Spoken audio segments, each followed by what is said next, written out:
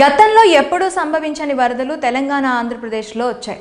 భారీగా కురిసిన వానలతో ఖమ్మం, విజయవాడ నగరాలు జల దిగ్బంధంలో చిక్కుకున్నాయి. వర్షాలు, వరదల కారణంగా కార్లు, బైకులు కొట్టుకుపోయాయి. అపార్ట్మెంట్ సెల్లార్లో ఉన్న కార్లు నీట మునిగాయి.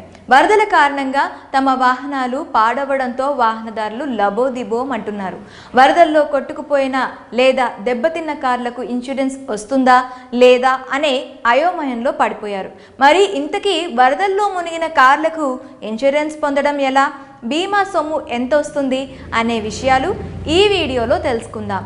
వరదల్లో దెబ్బతిన్న కార్లకు ఇన్సూరెన్స్ క్లెయిమ్ చేసుకోవచ్చునని నిపుణులు చెప్తున్నారు. అయితే కొత్తగా తీసుకున్న కార్లకు చేసిన ఇన్సూరెన్స్ ఆధారంగా రిపేర్, విడిభాగాల స్థానంలో కొత్తవి మార్చడం చేస్తారు. కాబట్టి ముందుగా కార్ ఇన్సూరెన్స్ కవరేజ్ ఎలాంటిదో తెలుసుకోవాలి.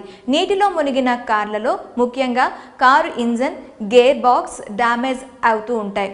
ఇవి ఇన్సూరెన్స్లో కవర్ అవుతాయో లేదో తెలుసుకోవాలి. వరదల్లో కారు మునిగినట్లయితే వెంటనే ఇన్సూరెన్స్ అధికారులను సంప్రదించడం ఉత్తమం.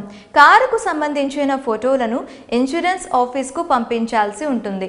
అప్పుడు ఆ కంపెనీ ఇన్సూరెన్స్ రిజిస్ట్రేషన్ నెంబర్ను పంపుతుంది. దీని సాయంతో ఇన్సూరెన్స్ వివరాలను తెలుసుకోవచ్చు. ఇదే సమయంలో కారు డ్యామేజీని ఓ విధానంలో లెక్కిస్తారు.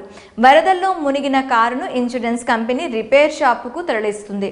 అప్పుడు వాహనదారుడు డ్రైవింగ్ లైసెన్స్, ఇన్సూరెన్స్ సర్టిఫికేట్, ఇతర ఒరిజినల్ కాపీలను అందించాల్సి ఉంటుంది.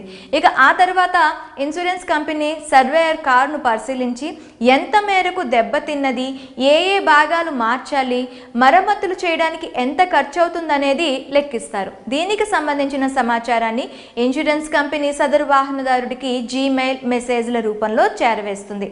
అలానే కారులో దెబ్బతిన్న భాగాలకు ఇన్సూరెన్స్ వస్తుంది. అయితే ఇన్సూరెన్స్ వర్తించని భాగాలకు కూడా లెక్కగట్టి చెప్తారు. దీనికి మీరు ఓకే చెప్తే కారు రిపేర్ స్టార్ట్ అవుతుంది. కారు రిపేర్ పూర్తయ్యాక దానికి అయ్యే మొత్తాన్ని కంపెనీ నేరుగా రిపేర్ చేసిన వారికి చెల్లిస్తుంది. ఒకవేళ కారు పూర్తిగా పనికిరాని స్థితిలో ఉంటే అప్పుడు కారు విలువను బట్టి ఎంత చెల్లించాలో కంపెనీ నిర్ణయిస్తుంది.